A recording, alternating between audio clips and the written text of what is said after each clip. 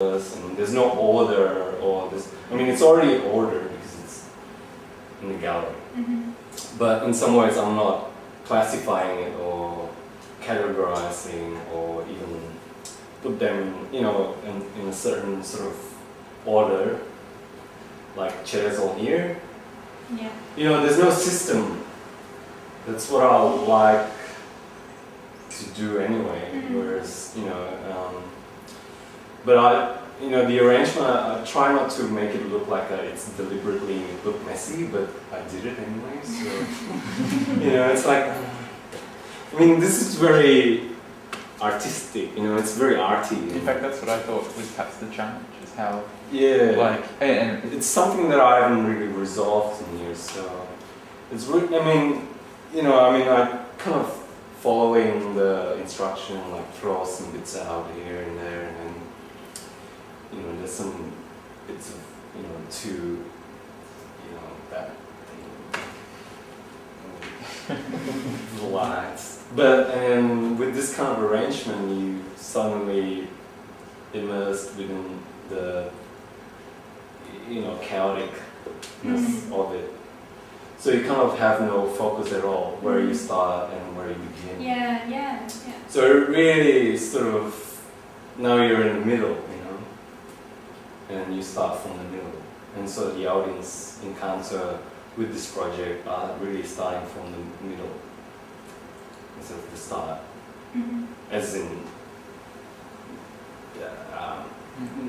Shannon's work. Yeah, right. Shannon's did the, I don't know. Do you want to talk about your work?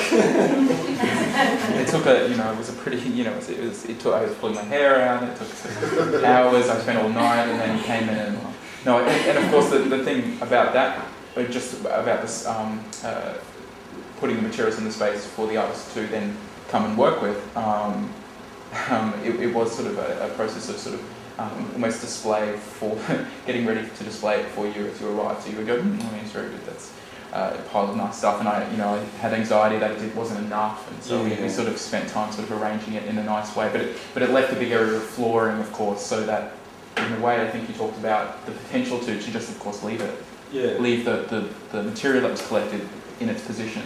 But I don't know, I think we discussed the fact that you were viewing Sorry, I made a mess. No, I'm hiding, swallowing it down. But it really was a viewing space, and I wonder what my parents think about this. They don't know.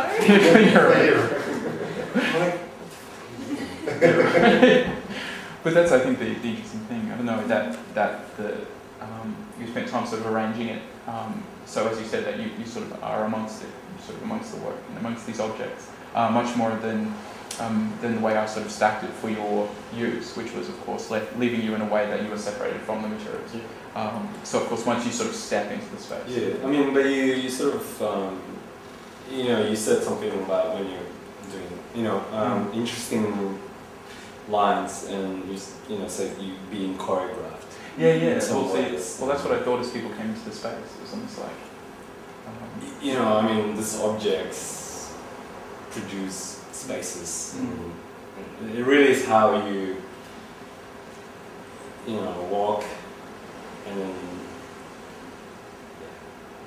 then that becomes the dance. So I'm choreographing as well. I find it interesting because you potentially, just as a visitor, are kind of moving stuff, vertically or hanging your umbrella or whatever.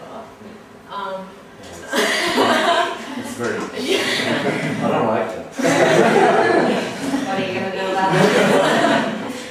But then there's this kind of careful, or I don't know, maybe it's just like, how do you see the Boxcopy directors as being part of the work, and how do you differentiate between them and other visitors? Like obviously there's this kind of text that does that. But I go, why do you make that decision to not open it to the entire audience? Yeah, well that's actually a good point as well. But I like to keep things very exclusive, and there's still clear boundaries where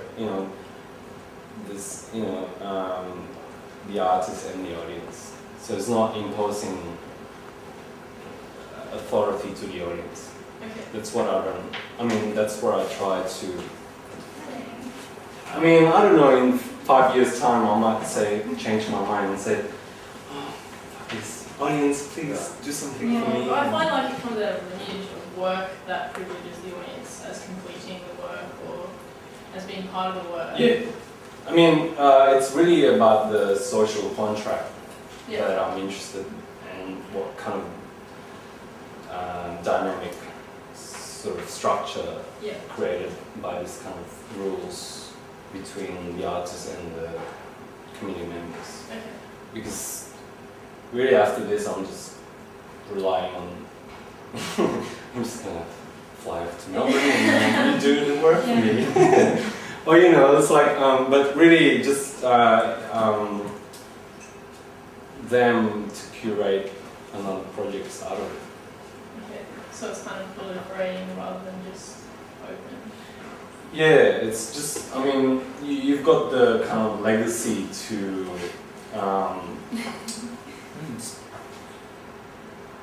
you know, if you don't really feel this is not the right spot, you know, you can change it.